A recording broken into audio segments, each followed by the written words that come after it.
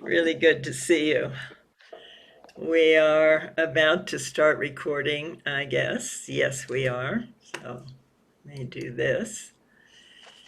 And welcome. Thanks for being here. Um, since we're learning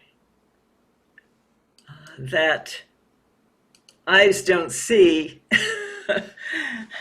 or rather, we're unlearning that eyes see. That would be a better way to put it. We're unlearning that eyes see, um, and learning a new way of seeing. Um, we're in chapter 21. In spite of what the announcement said that we're in 20, we are in chapter 21, reason and perception. And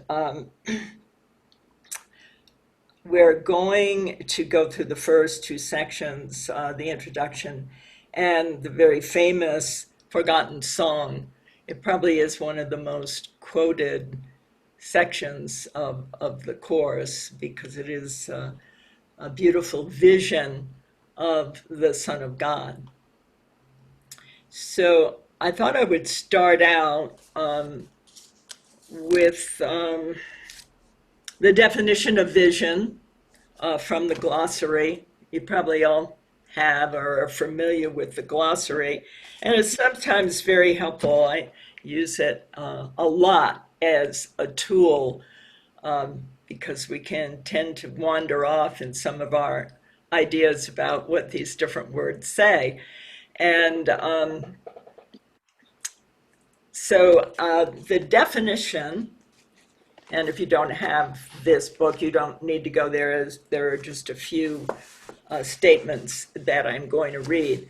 But vision really is about spiritual sight, seeing with the mind instead of with the eyes under the direction of the ego, seeing with the mind under the direction of the Holy Spirit.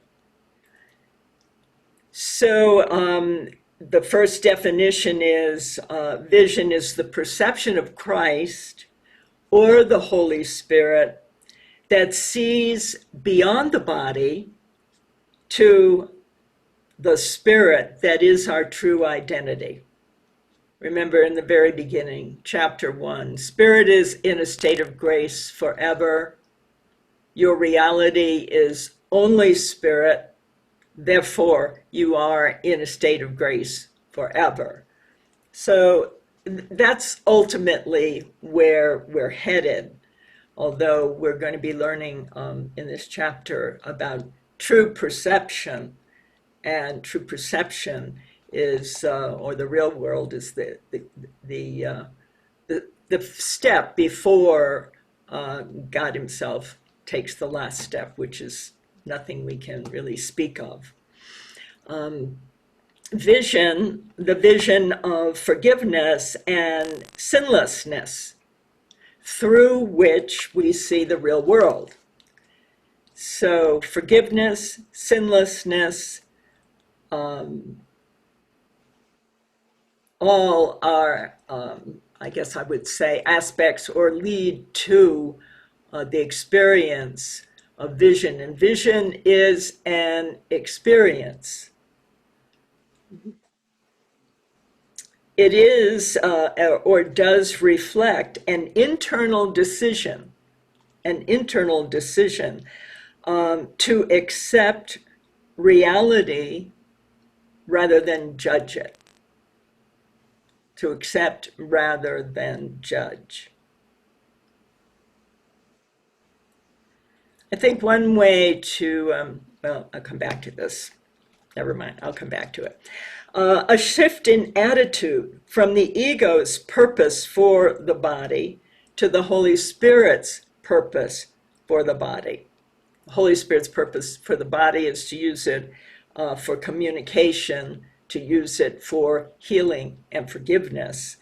And the ego's purpose for the body is specialness and to reinforce our separated identity. We often refer to it as our personhood. and the importance of this personhood as what and who we think we are. And thus, it cannot be equated with physical sight. So vision is not equated with physical sight. And I was interested, I looked up spiritual sight, and I was surprised to find that he started talking about it in chapter 2, actually. If you want to go to chapter 2, section 2, and that would be on page 20, excuse me, that would be on page 19, and there'll be some on the next page as well. 19, in paragraph 1,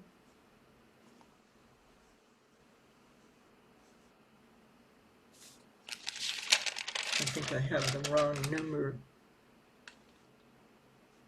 Yes, I do. Sorry, it's it is actually section 3 in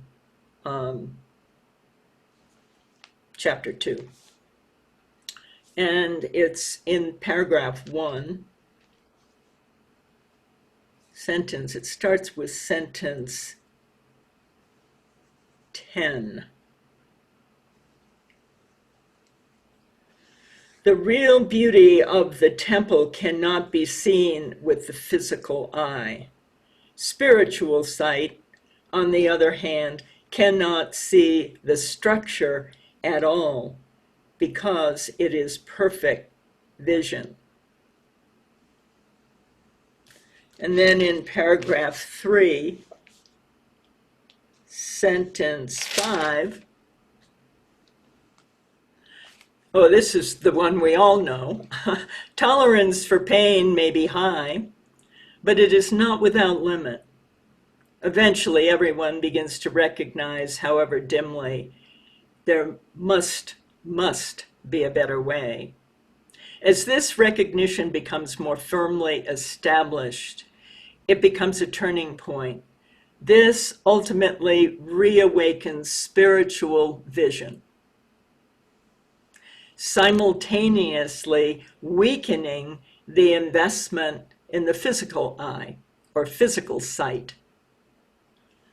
The alternating investment in these two levels of perception is usually experienced as conflict and can become very acute. But the outcome is as certain as God. So we vacillate between seeing with the body's eyes and making it very real by reacting to what we see with the body's eyes. And reacting is interpreting our perception. So, we're never upset at a fact. You often hear people say, it is what it is. Well, I think they don't understand the true meaning of what they're saying. But if you're looking at it from the Course's perspective, a fact is a fact. And, I'll give you an example of a situation. Say I was going to have a big party, and it was going to be out in the yard, and we had lots of people coming. And all of a sudden, it started to rain. Well, the fact that it's raining is simply a fact. What I make of that, what I interpret about that, is perception. So the Course uses the word perception as interpretation. We're never upset at a simple fact that we don't add something to. But of course, we're always seeing through the ego's perception. If we are seeing through the ego's perception, it's going to be all about what it means for me. It's going to mean we're all going to have to go inside. It's going to mean we'll have to set up and change everything. It means, can we cook on the barbecue grill? And, on and on and on. Any situation that we don't simply see as it is, which would be looking through the eyes of forgiveness. Forgiveness looks, watches, waits, judges not, and does nothing. It doesn't react. So through the Holy Spirit's then way of seeing, it simply is what it is, and we would respond to that without making it a big deal, because the interpretation is what makes it a big deal.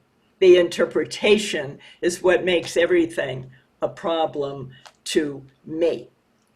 So how we see really depends on who we're looking with. Who's doing the looking? Am I looking with the Holy Spirit, or am I looking at any situation through the eyes of the ego or the personhood, and interpreting that for myself, what that means about me? So any questions or thoughts about that?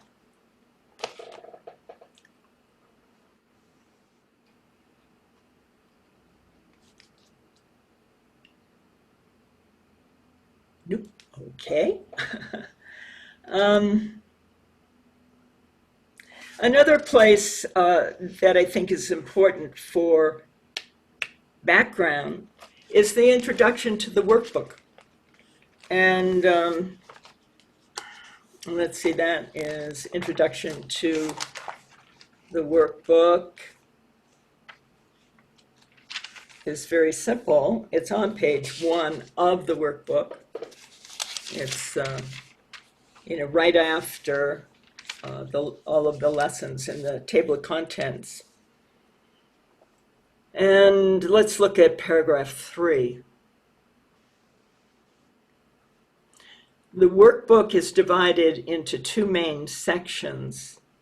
The first is dealing with undoing of the way you see now. So we see through the body's eyes, and we react to what we're seeing.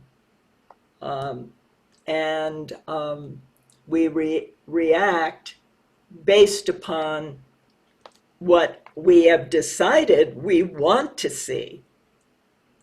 So if I've chosen the ego, I'm going to see a reflection of the chaos that's in the mind that has chosen separation and is insane, is one way to look at it, and will be interpreting everything in terms of victims and victimizers.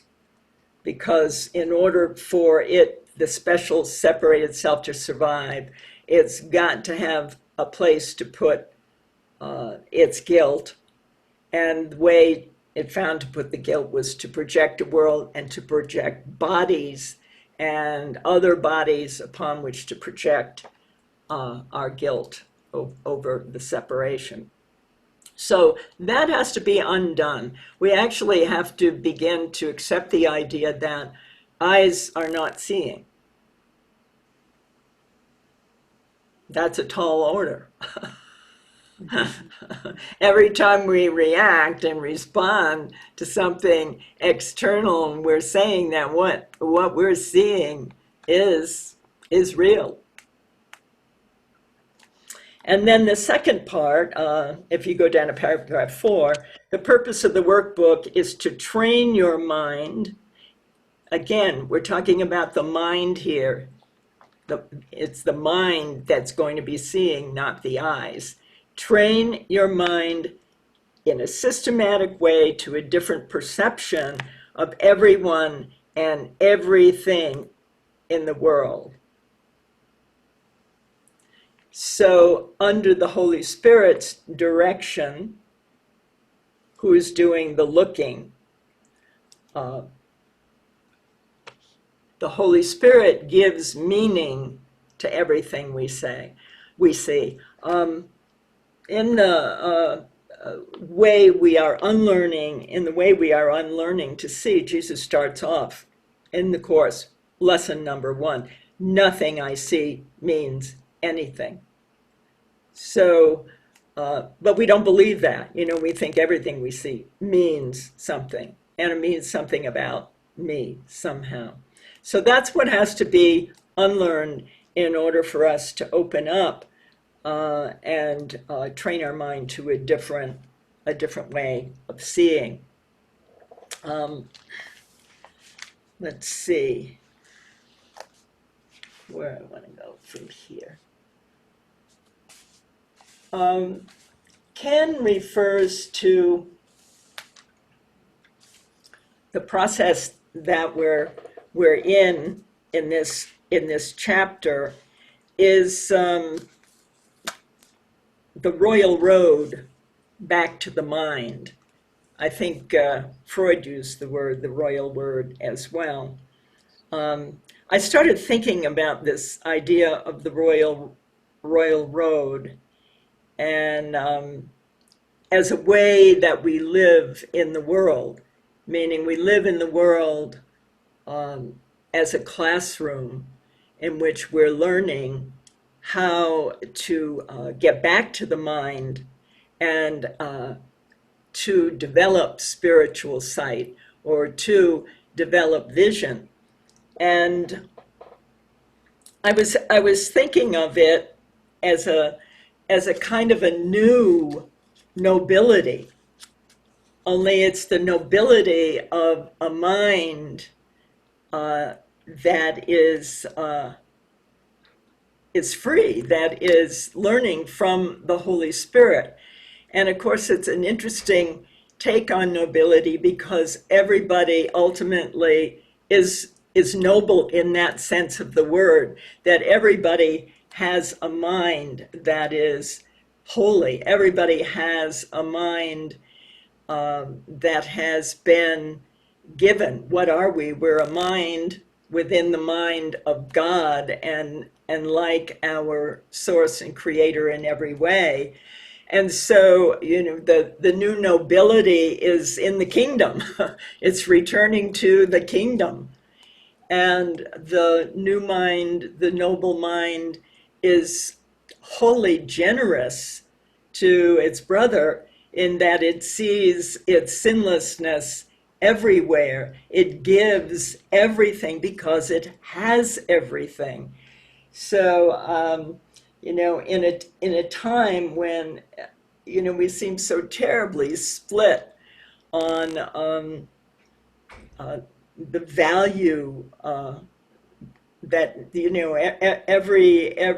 everyone has a different value, and there's so much distinction and differences being drawn. The idea of a nobility in the mind that can be shared with everyone is I think a beautiful idea. So the royal road, in which we seek not to change the world at all, but we change our mind about the way we see the world. Meaning also we change our mind about the way we see our brother. We don't try to change our brother or fix our brother. We change our mind about the way we see him. And we shift from sin to sinlessness, to guilt, as looking for who is guilty. The ego is always looking for who's to blame here, who is guilty, to the shift to seeing our brother as sinless. Let's see here. You may remember that when we went through, I think it was chapter 12, we spent a good bit of time on the idea of seeing. Obviously, this is not the first time that Jesus started talking about seeing and changing the way we see. A few of them that I do want to reiterate, because I think they're always good refreshers, is one on page 234. If you go to chapter 12, page 234,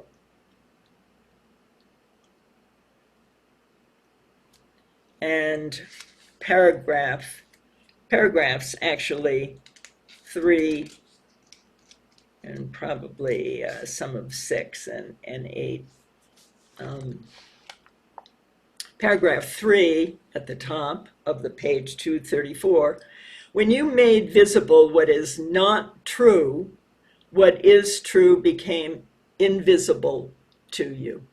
So really, we're not seeing it all. When we're seeing with the body's eyes and we're interpreting what we're seeing, we're really interpreting what isn't even there. And it cannot be invisible in itself. What's true, in other words, can't be invisible in itself. For the Holy Spirit sees it with perfect clarity. So this is our great need to choose the Holy Spirit as our teacher, because the Holy Spirit sees only what is there. It is invisible to you because you're looking at something else. You're looking at the projection of your own mind. In a sense, we're going to read that we're looking at the damnation, the judgment that we placed upon ourselves. Excuse me.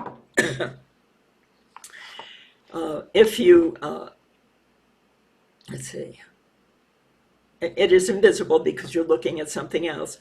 Yet it is no more up to you to decide what is visible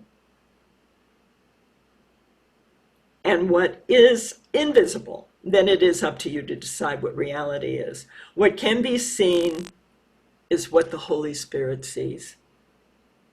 The definition of reality is God's, not yours. So we can see reality, but we can only see reality with the Holy Spirit. Everything else we're seeing is not true, not real. And so the Holy Spirit's job, in a sense, is to teach us the difference between what's real and what isn't. In fact, keep your finger right where you are on 234, but go to chapter 14, page 272.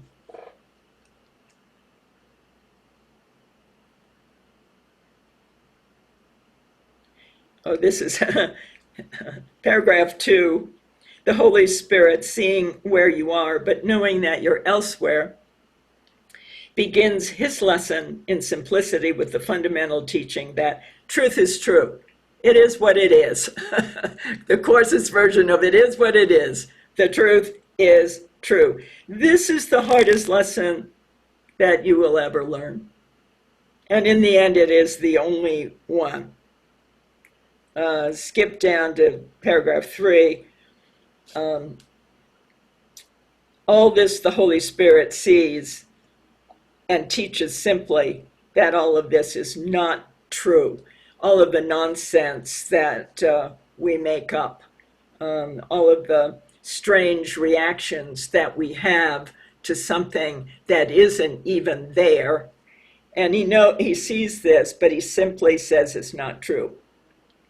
To the unhappy learners who would teach themselves nothing and delude themselves into believing it's not nothing. So this is the state we're in.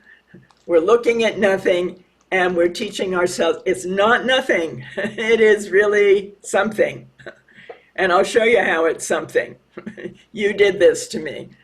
It's doing this to me. It's causing me this. And the Holy Spirit teaches with steadfast quietness. And this one I would commit to memory. I have committed this one to memory. The truth is true. Nothing else matters. Nothing else is real. And everything beside it is not there. Let me. The Holy Spirit is saying, let me. You cannot do this. We cannot do this ourselves because we believe in the reality of what we're seeing by our very response and reaction to it. Forgiveness is why we need forgiveness is to look at it and not react to it. Forgiveness shows us that what we thought occurred has not occurred. It looks, it watches, it waits, it judges not, it does nothing. It's learning that can have no effect upon us. Let me make the one distinction you can't make but need to learn. Your faith in nothing is deceiving you. Offer your faith to me, and I will place it in the holy place, at the altar, where it belongs. You will find no deception there, but only the simple truth. And you will love it. You will love it because you will understand it.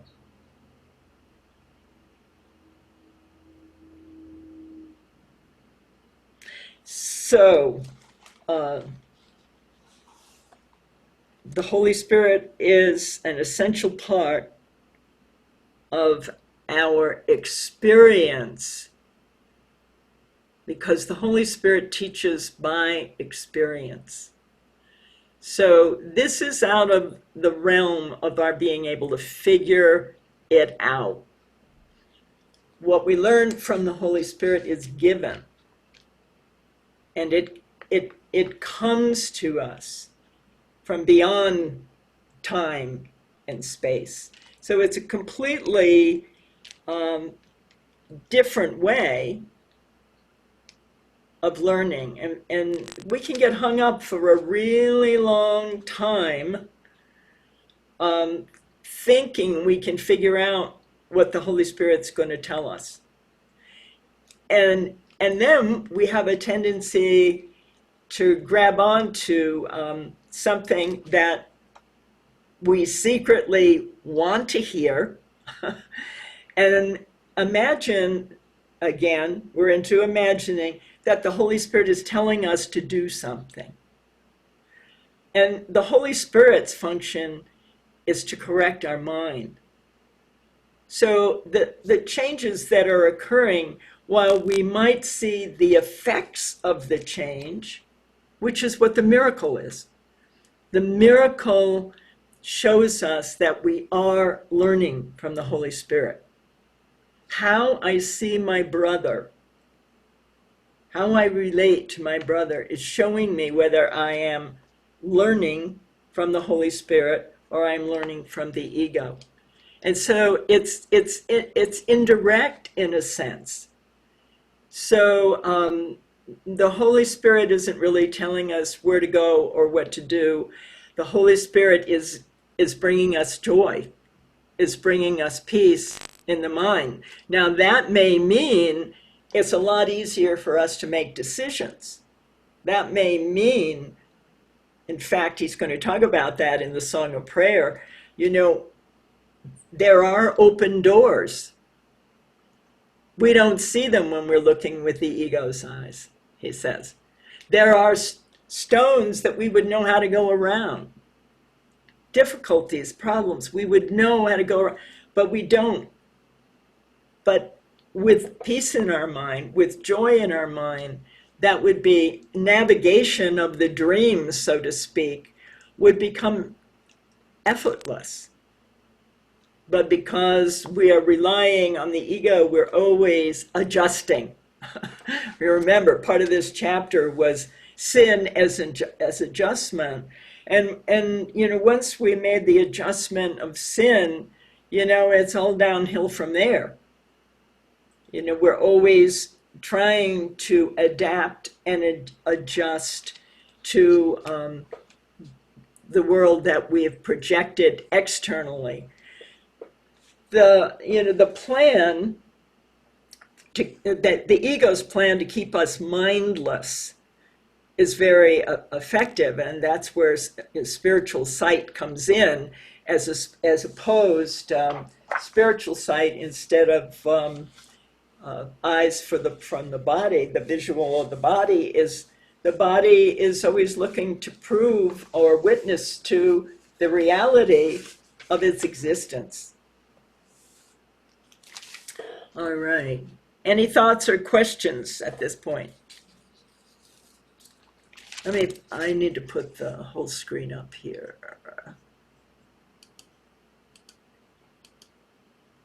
There we go.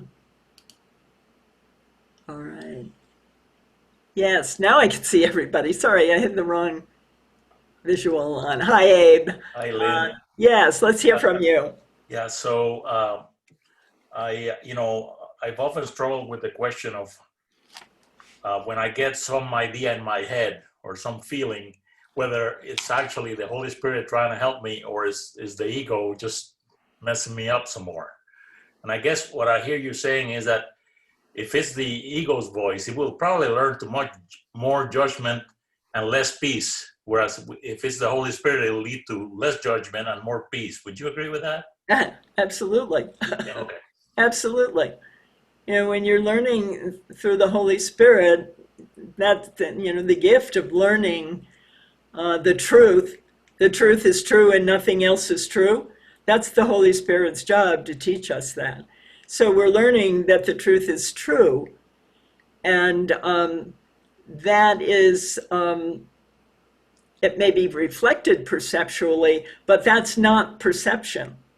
What the Holy Spirit is teaching us is happening in an entirely different, in a different place. Yeah, thanks for bringing that up.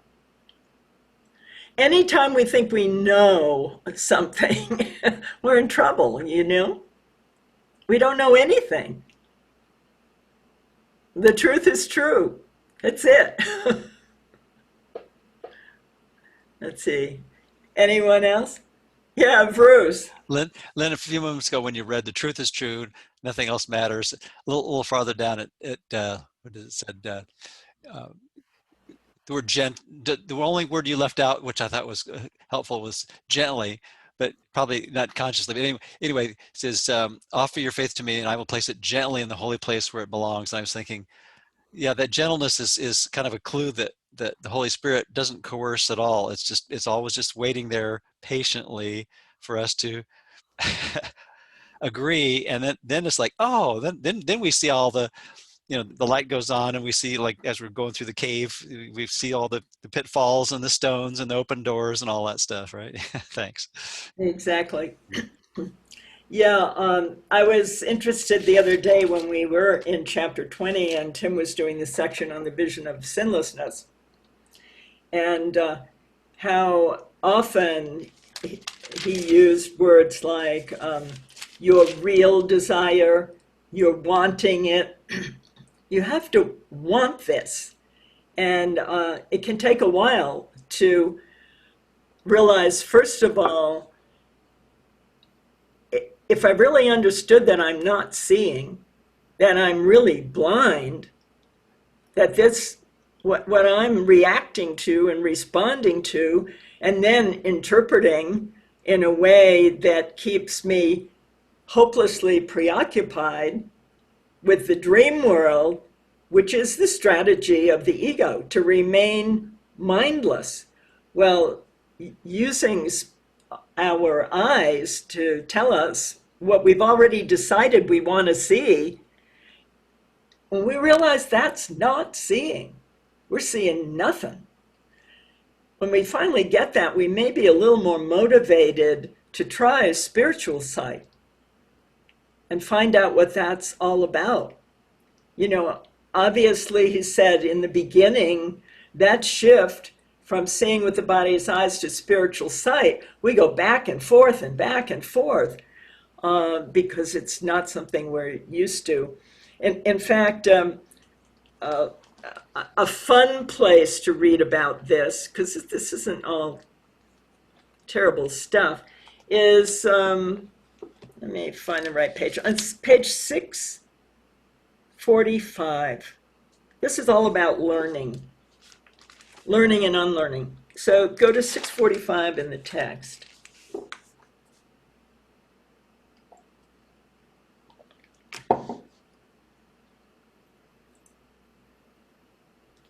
Paragraph 3, 645, we're in final vision, the final vision. And he's still, pointing out that we haven't learned to see yet. The final vision, the simplicity of salvation. Paragraph 3.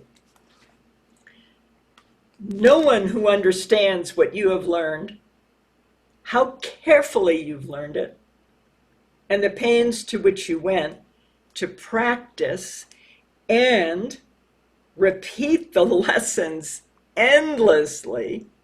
So remember, we're looking at nothing. We're looking at a hallucination. We're looking at the projection of an idea that is impossible, the world and the body. But we're repeating the lesson endlessly. We have to be teaching ourselves day in and day out that this is reality. All right, so in every form you could conceive of them, could ever doubt the power of your learning skill. We taught ourselves this, and we continue to teach ourselves this. Even now, even here, our seeing depends upon this.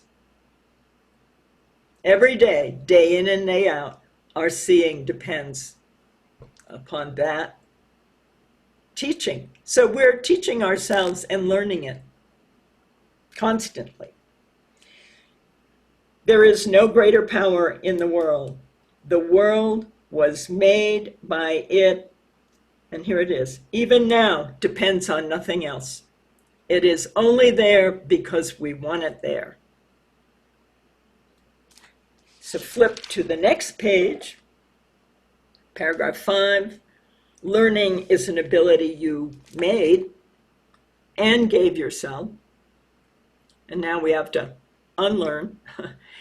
It was not made to do the will of God, but to uphold a wish that the will of God could be opposed, and that a will apart from it was yet more real than it.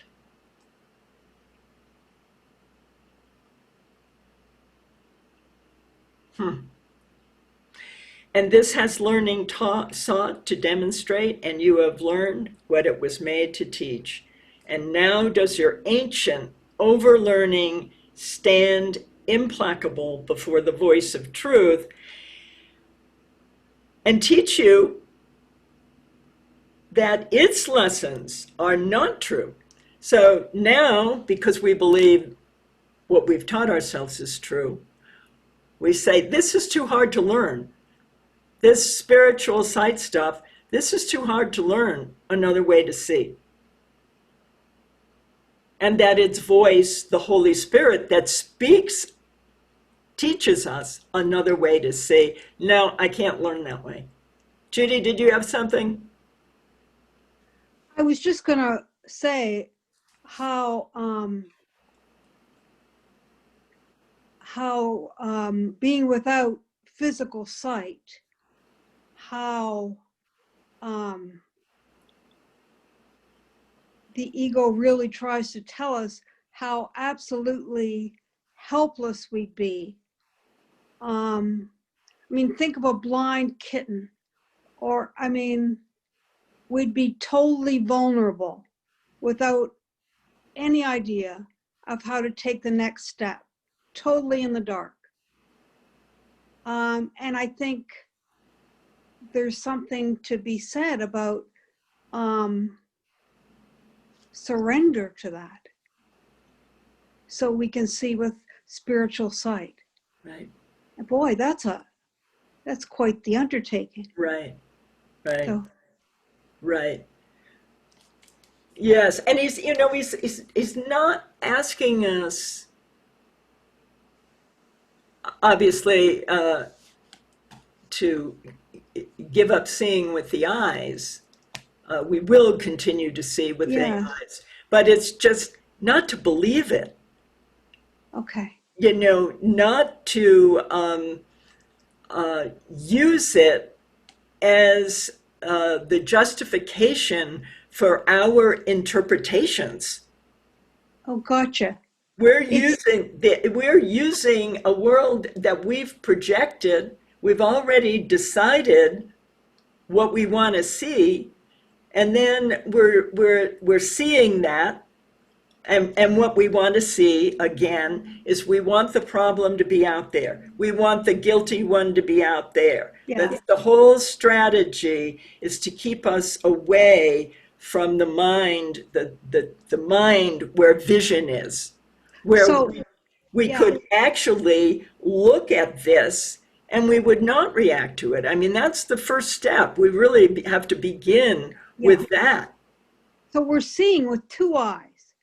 We're seeing with right and wrong. We're seeing with judgment rather than With the judgment. one eye. Yes. Yeah. Yeah. Thank The you. ego sees with judgment.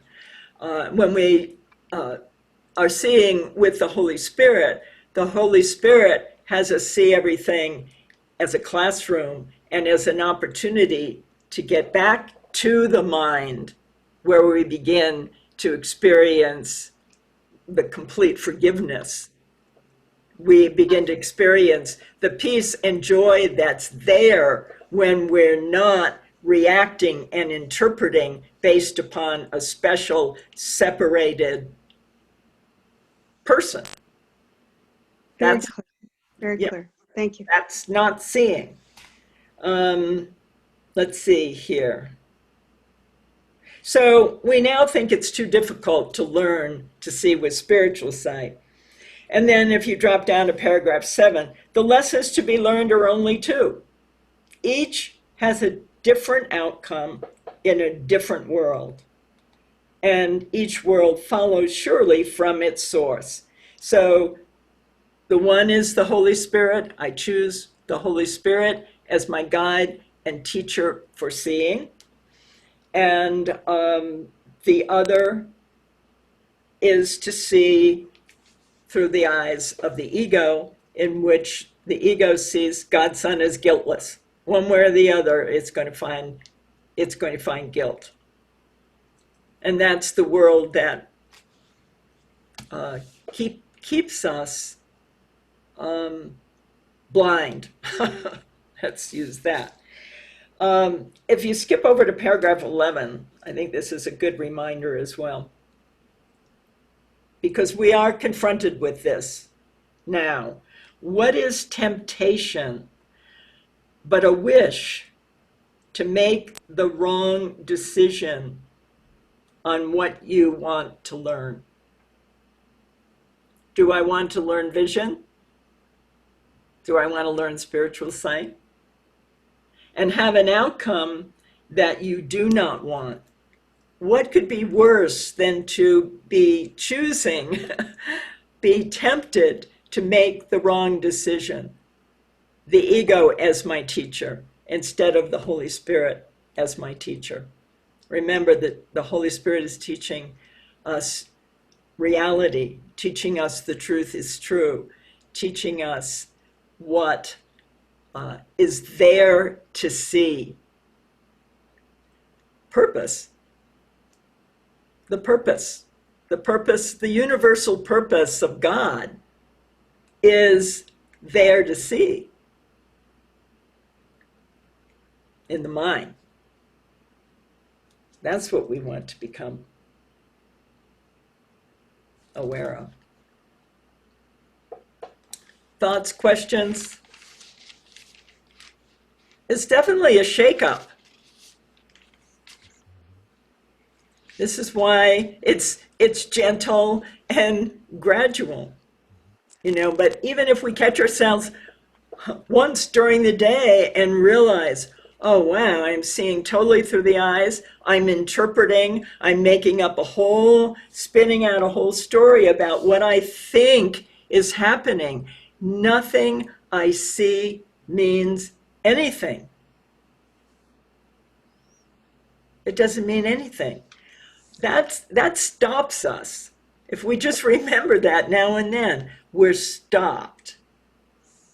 We're still. Bruce, you had something. Yeah, I was just, as you were sharing all this, I was remembering something that a friend of mine named Leonard Lasco said that really stuck with me. It says, it takes an enormous amount of energy to maintain the belief in separation. I was thinking how exhausting it is to to to overlearn and continue to overlearn, to continue to give into the temptation of the ego's propaganda, and and convince ourselves that we're getting some kind of mileage out of martyrdom, victimhood, all the, behold me, brother, at your hands I die, suffering stuff, and all that stuff really is just a moment-to-moment choice of choosing, intentionally making a habit of over and over, misinterpreting the data, which is neutral, as you were talking about earlier, and the facts are just neutral. It's even in the dream, it's if a dream fact is just even more neutral if we see it as a dream, but we keep wanting to breathe life into it, and it wears us out. It's no wonder we're exhausted at the end of a lot of days when we were so busy judging everything and condemning, and whether it's conscious or not, it's that machine is just going on 24/7 almost. Yeah. Anyway, Well, thanks. it's no wonder that people do things like Eckhart Tolle and sit on a park bench for 2 years.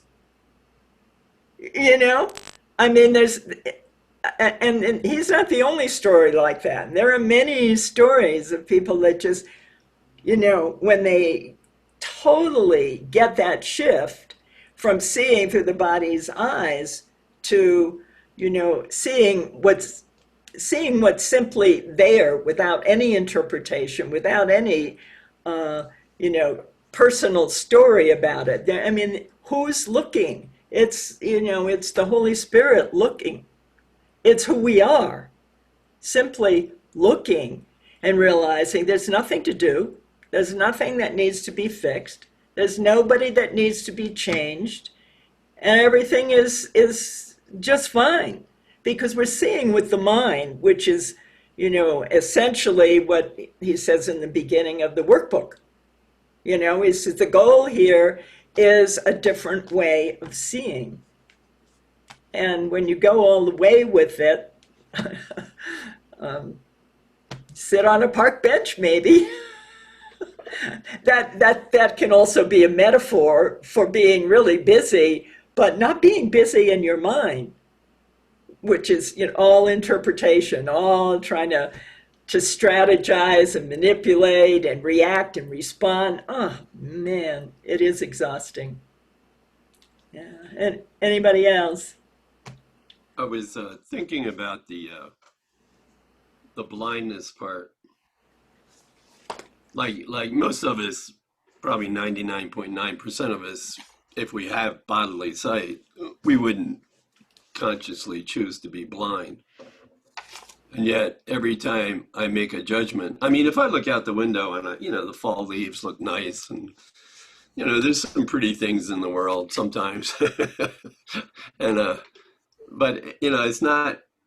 It's like that's not what's keeping me blind. It's just my preoccupation with judging the nasty stuff. Yeah, I see the nice leaves, but I'm also thinking about, if I'm in ego mode, I am thinking about some kind of judgment, and the judgment keeps me blind to the reality, and I'm choosing that. I mean, it doesn't. I don't admit that consciously, but I'm choosing to not see what's really there behind the fall leaves. I'm choosing not to see what's really there behind the bad stuff. I'm choosing to be blind. I mean, who would do that consciously? Well, and I mean, we justify choosing to be blind all the time with every judgment we make.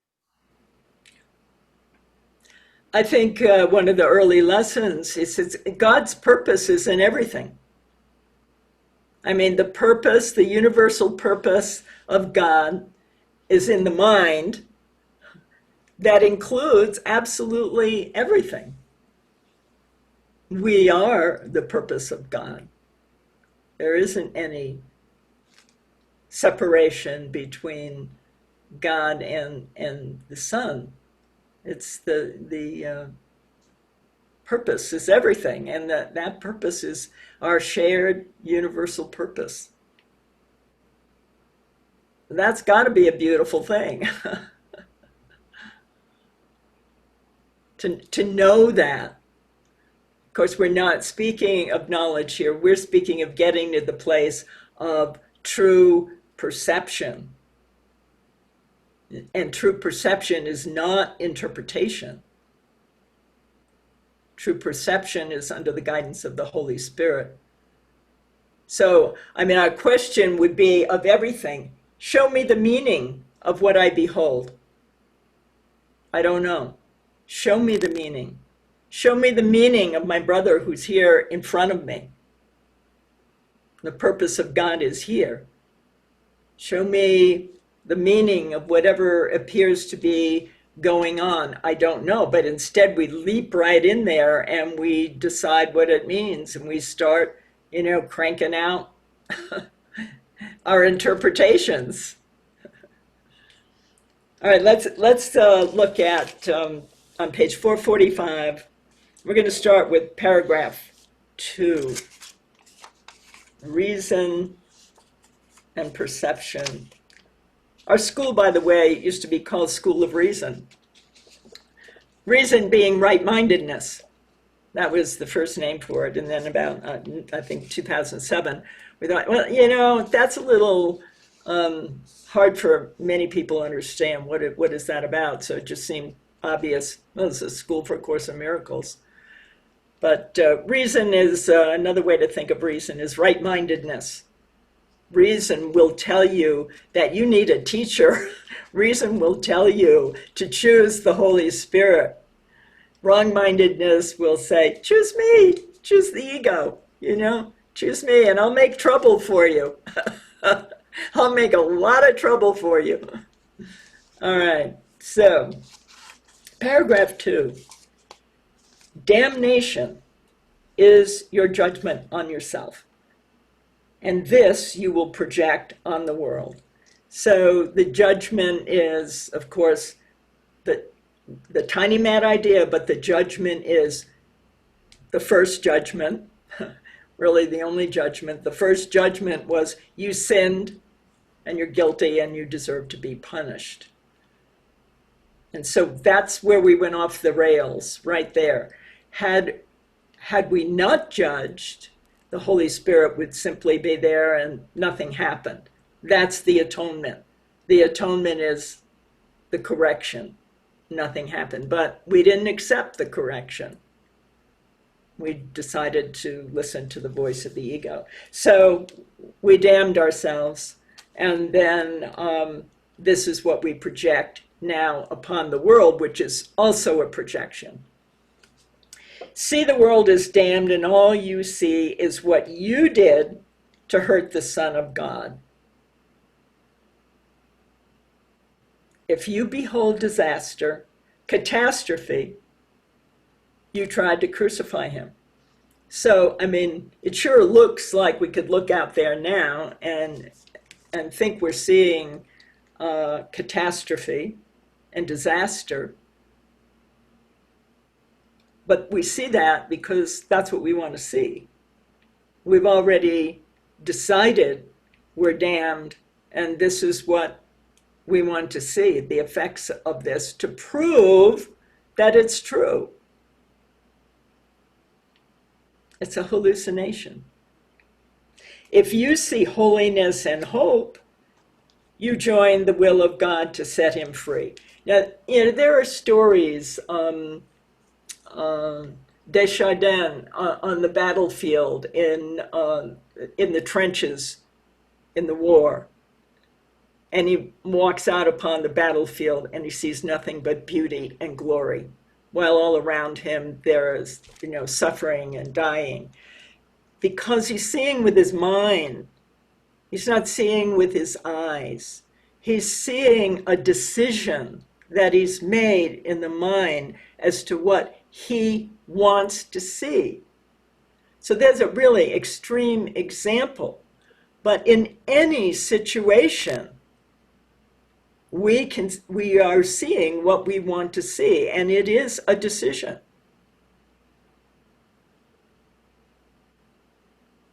If you see holiness and hope, you join the will of God to set the Son of God free, to set yourself free, to set your brother free.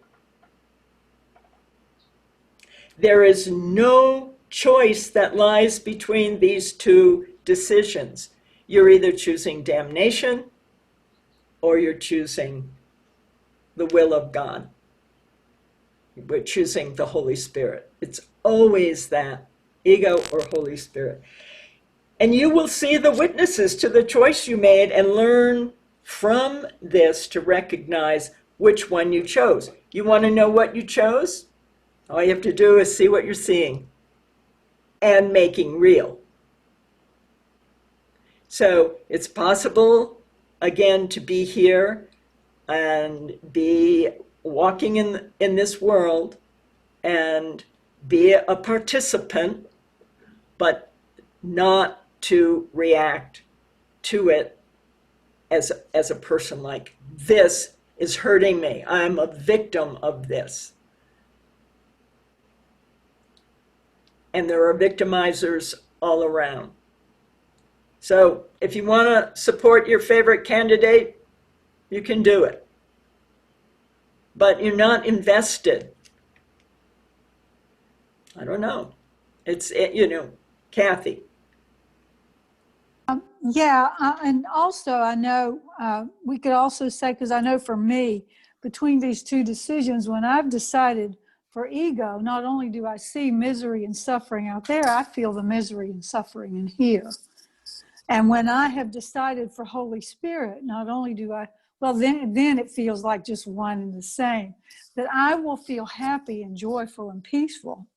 And sometimes, though, when I try when I do say, I must have made the wrong decision, decide for me, it seems a lot of times to take a while. And then it seems to unconsciously happen that then once I start feeling peace and joy again, I say, oh, well, now I finally must have made the right decision.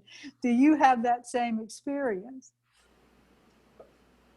Sure, all versions of it, all versions of it. It's, when it doesn't shift, it's because I don't want it to shift. I'm still holding on to a thread somehow. I still want this to be to be real. I still want it that way, and that's why it is a process, and it takes time, and we have to be gentle with ourselves. Certainly, judging ourselves for judging doesn't go anywhere. That's futile. Thank you. Yeah, Thank you. Yeah, we will judge. Oris. Something I'm becoming aware of recently is that, and I read it or heard it from Ken or something, and it really hit home, was that we are here as a classroom. So if instead of not wanting all this misery and blah, blah, blah out there, it's like, oh, that it said that Ken said Jesus can't teach us unless we bring this to him. And if we just say, oh, everything's okay all the time, and it really isn't, then Jesus can't teach us. That's my first inkling into that. Mm-hmm. Mm-hmm. Thank you. Yeah. But can you imagine the alternative of going through your entire life and not knowing the purpose for which you are here? Not knowing that the one thing that will make a difference is to learn that you are a decision-making mind and you can choose a different teacher. I mean, can you imagine going through a 60-year marriage and not knowing the purpose of your relationship? And coming to the end of it and you never knew that it had the purpose of learning that your brother was sinless and you're sinless, and we can't learn what we are alone. It's impossible to learn that we're joined alone, that we're the same one alone. So I mean, this is extraordinary stuff we're learning here, if we really want to learn it. In that section that we just read, he said, don't tell me that you can't learn this when you taught yourself. You taught yourself that this whole damn thing is real and that it's doing something to you on top of it. You've taught yourself that, and it's not even there. It's not there. You're a mind within the mind of God. Yeah. Wow. Okay, let's finish this paragraph. The world you see shows you how much joy you have allowed yourself to see in you. If you're learning from the Holy Spirit, the Holy Spirit's lessons are joyous.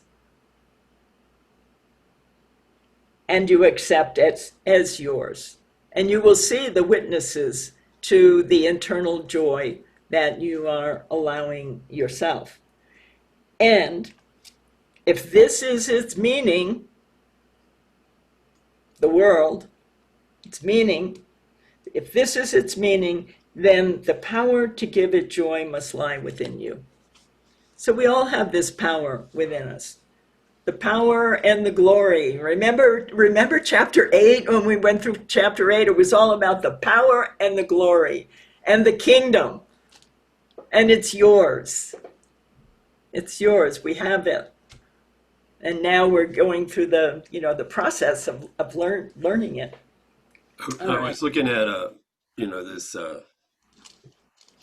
this choosing to be blind, this choosing.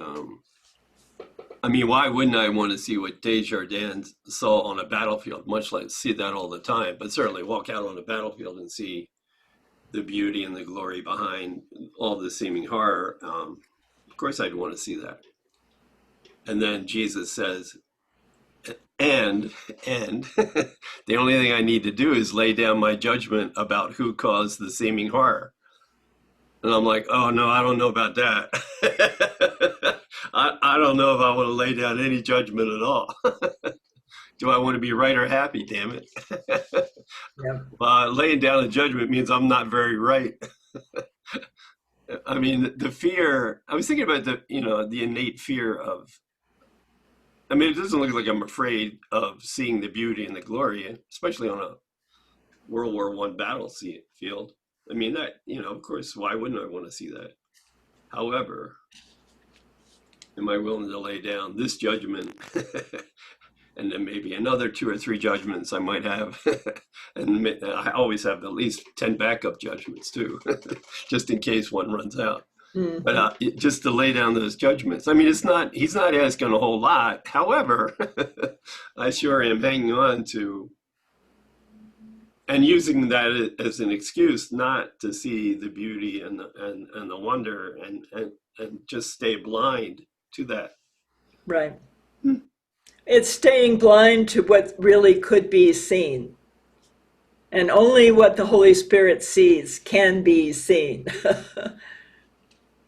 So, do we want to see what we've denied because it's the truth? The last unanswered question. I think it's going to be in the next chapter, by the way. I think it's the end of the next chapter. It's called The Last Unanswered Question.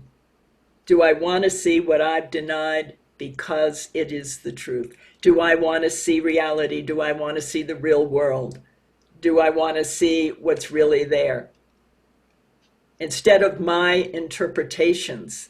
Again, we're talking about, can you imagine how effortless that is? Because it's given. The means are given, the end is given. We don't do any of it. We just stop interfering. We stop the interference. The interference is the reaction, the interpretation that makes the world seem to be real and have power over us. It has no power other than what we give it. Yeah, Kathy. Yeah, and like you said a while ago, how we have to be patient with ourselves. And the reason I have to be patient with myself and everybody else is because of my great fear of redemption, right? Because of my great fear of giving up my whole identity. You talked about that a little bit earlier, about the I, as you called it, the ego or the personhood. Right. So that's very frightening because we still don't know where we're going, right? Right. But you have to remember that what we're really giving up is the ideas, false ideas, illusions, things that don't exist. We're not giving up anything that's real. What's real is there beyond all of that. So we're giving up things like sickness, pain, suffering, death, sacrifice, abandonment, betrayal, deny. I mean, we're giving up the unreal, not the real. This is, the Holy Spirit's here to teach us reality. And reality is here in the mind. And the reality in the mind enabled Chardin to walk out on the battlefield and see nothing but beauty. It allowed Eckhart Tolle to sit on a park bench for 2 years and just enjoy himself, enjoy the beauty that was in his mind. Thanks for that reminder. Yeah. I'm gonna go stake out my park bench in City Park. Yeah, right. We got You plenty of can't park benches my park bench, damn it. right across the street. Nobody better be on it either. All right, let's skip up to paragraph 1, and then we will go to the forgotten song as our closing. The end of paragraph 1, we already went through the idea of projection makes perception. The world you see is what you gave it. Nothing more than that, but it's not less. Therefore, the world is very important to you. It's not about denying the world. It's about, what am I seeing? What I'm seeing is telling me what I've already decided in my mind that I want to see. Seek not to change the world. Seek not to change your brother. You're seeing in him what you want to see. Seek only to change your mind about the world, about your brother. Ask for help. Holy Spirit, show me the meaning of what I behold. That means we have to let go of what we think about it. We don't know anything. Show me the meaning of what I behold. Down to sentence 10, everything that's looked upon with vision is healed and holy. Nothing perceived without it means anything. Lesson number 1, nothing I see means anything. Nothing I see through the ego, through my personal perception and interpretation, means anything. And where there is no meaning, there's chaos. Where we're looking through the eyes of the ego, there will be chaos. There must be chaos. We've decided we want to see it. All right, the forgotten song. Let's see. Let me look at the time here. Okay, here we go. This is all very poetic, and I'll make some comments, but mostly we'll go through it fairly quickly until the very end. We'll use as a meditation, where it starts with beyond the body and beyond the sun and stars. All right. Never forget the world, the sightless see. That would be us. If we're believing what the body's eyes are telling us and interpreting based upon that, we're sightless.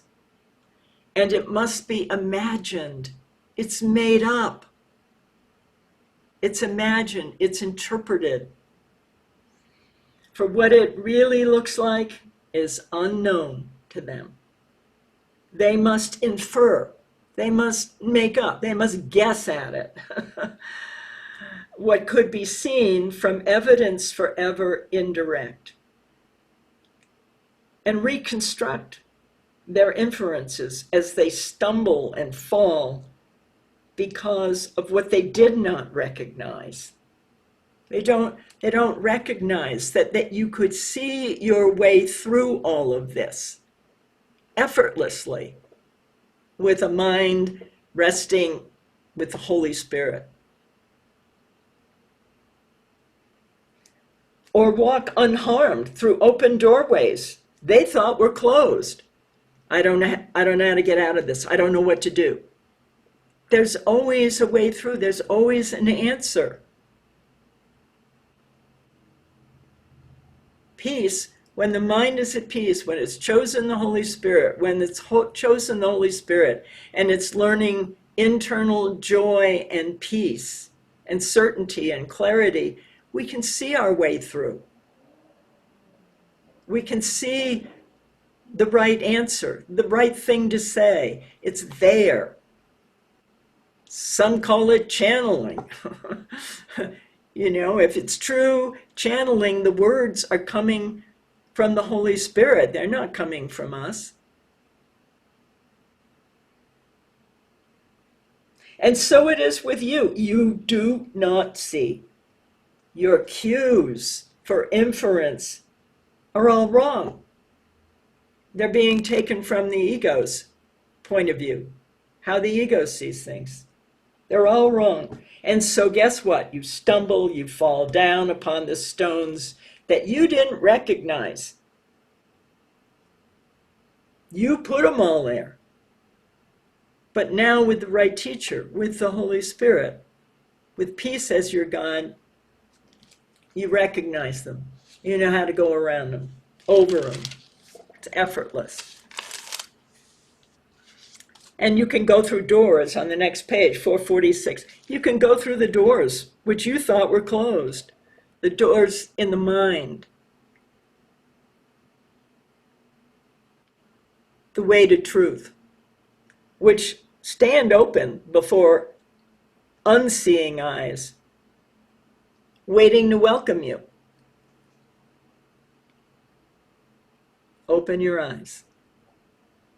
How foolish it is to attempt to judge what could be seen instead. Seeing here, he's referring to the true seeing. What could be experienced, vision, experience. It is not necessary to imagine what the world must look like. If we could stop making it up, we might be able to see what's really there. Show me the meaning of what I behold. It must be experienced. It must be seen before you recognize it for what it is. You can be shown which doors are open. You can see where safety lies, and which way leads to darkness, and which to light. Judgment will always give you false directions, but vision shows you where to go. Why guess? Why would you guess? Why would you make it up? There is no need to learn through pain. The Holy Spirit's lessons are joyous, and gentle lessons are acquired joyously and are remembered gladly. Hey, I got it. I'm beginning to understand. If I turn this over, if I let the Holy Spirit show me the meaning of everything that I behold, it's worthwhile. It's joyous. It's happy. I think I'll do it more often. It is not this you would deny. Your question is whether the means by which this Course in Miracles is learned, will bring you the joy it promises. I'm not so sure. Well, my plans for joy for myself haven't turned out so good. We could at least be honest and admit that. If you believe that it would bring you joy, the learning of it would be no problem. You're not a happy learner yet, because you still remain uncertain that vision will give you more than judgment does. Wow. Look that one right in the face, right?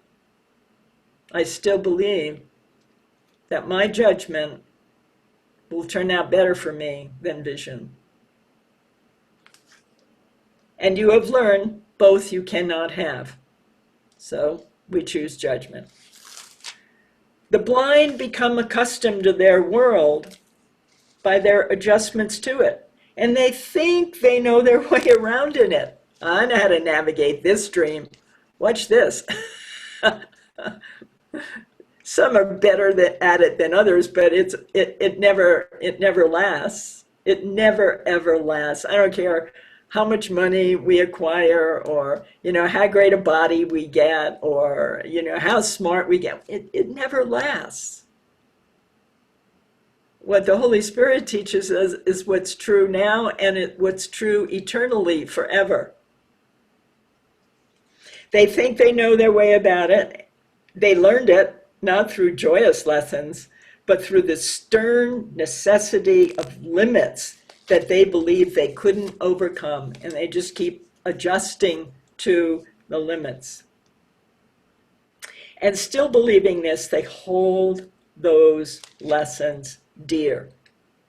Like we read earlier in the class when we read about the simplicity of salvation, these overlearned lessons, we're still learning, we're still teaching ourselves. Hold those lessons dear and cling to them, because they cannot see. They do not understand the lessons, keep them blind. This is what's keeping us blind. As long as we hold on to our interpretations of what we see, we're keeping ourselves blind. And so they keep the world they learn to see in their imagination, believing their choice is that or nothing. We don't know about vision. We don't know there's another way to see. But that was the original saying. There's got to be another way. And in the introduction to the workbooks that Jesus is teaching, the other way is another way of seeing. That's the other way. They hate the world they learn through pain, and everything they think is in it serves to remind them that they are incomplete and bitterly deprived. The world we see is an outside picture of an inward condition. We think we're bereft of love, of God. We believe in scarcity and lack. And then we see it. We see a world that takes away from us, a world where we lose, a world where we're victimized. That's what we've decided we want to see. And thus they define their life by where they live, adjusting to it as they think they must, afraid to lose the little that we have. So that's the clinging. I know this. What is the old saying of, it's we hang on to something because we know it, and that's better than the unknown, just because we know it. We can count on this. We can count on we're going to get old and sick and die. But oh well. Just part of it. It's part of insanity. That's what it's part of. All right. And so it is with all who see the body as all they have and all their brothers have. Remember, our function here is to usher in another world, a world that's unseen, a world that's unheard, a world that can't be touched, but it's surely there. And the miracle shows us that. The miracle shows that we are learning from out of time, from a teacher out of time, the Holy Spirit, And the miracle shows us we're learning from that teacher, an unseen world, an unheard world that's showing us what we really are. They try to reach each other. Oh yes, special relationship, special love relationship.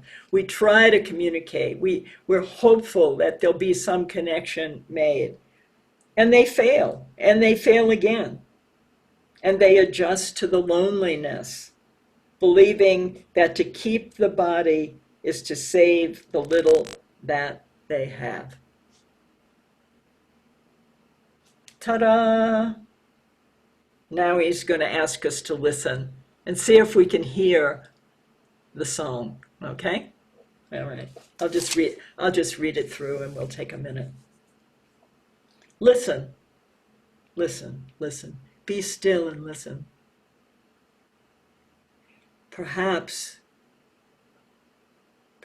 you catch a hint of an ancient state, not quite forgotten, dim perhaps, and yet not altogether unfamiliar, like a song whose name is long forgotten, and the circumstances in which you heard completely unremembered. Not the whole song has stayed with you, but just a little wisp of melody, attached not to a person or a place or anything particular. But you remember from just this little part how lovely was the song, how wonderful the setting where you heard it, and how you loved those who were there and listened with you. The notes are nothing. The form is nothing. The form that it takes is nothing. But the content is everything.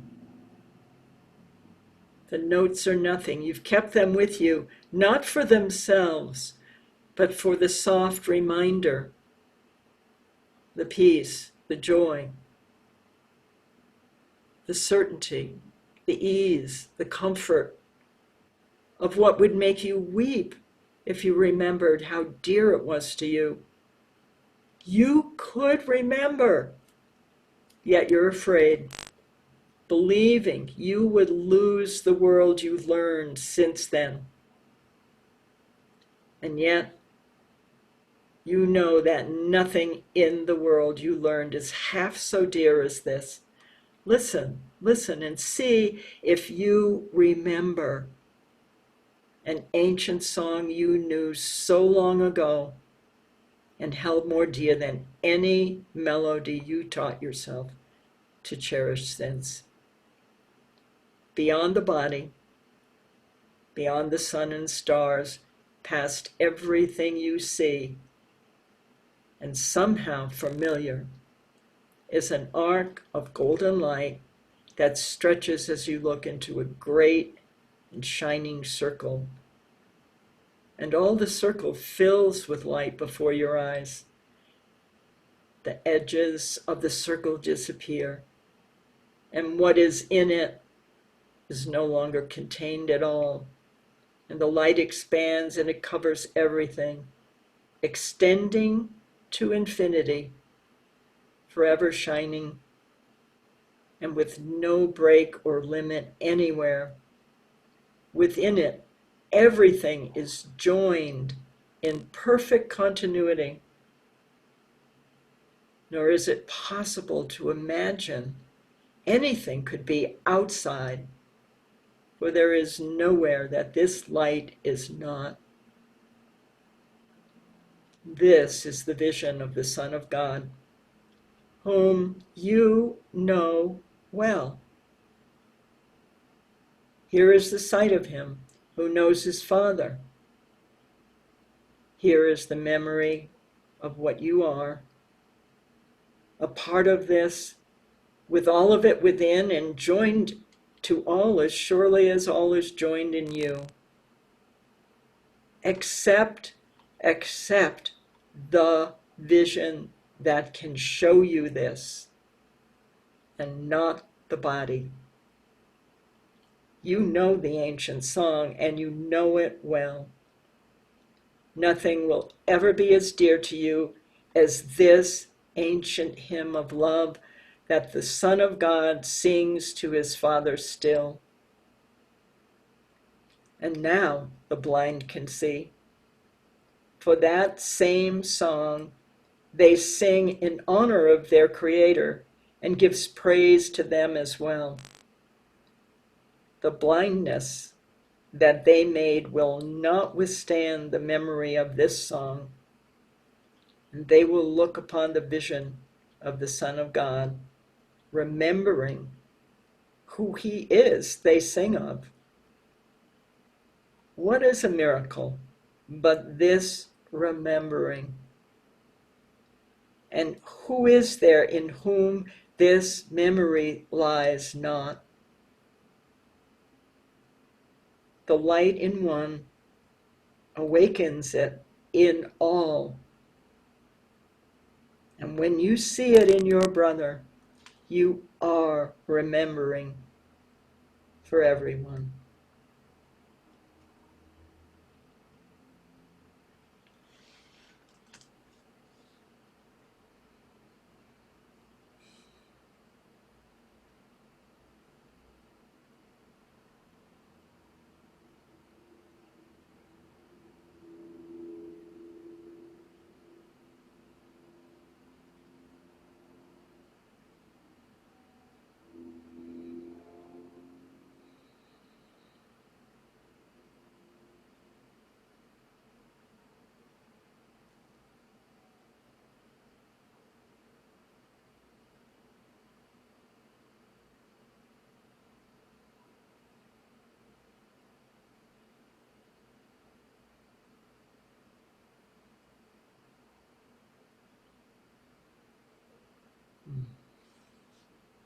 Thank you, everyone.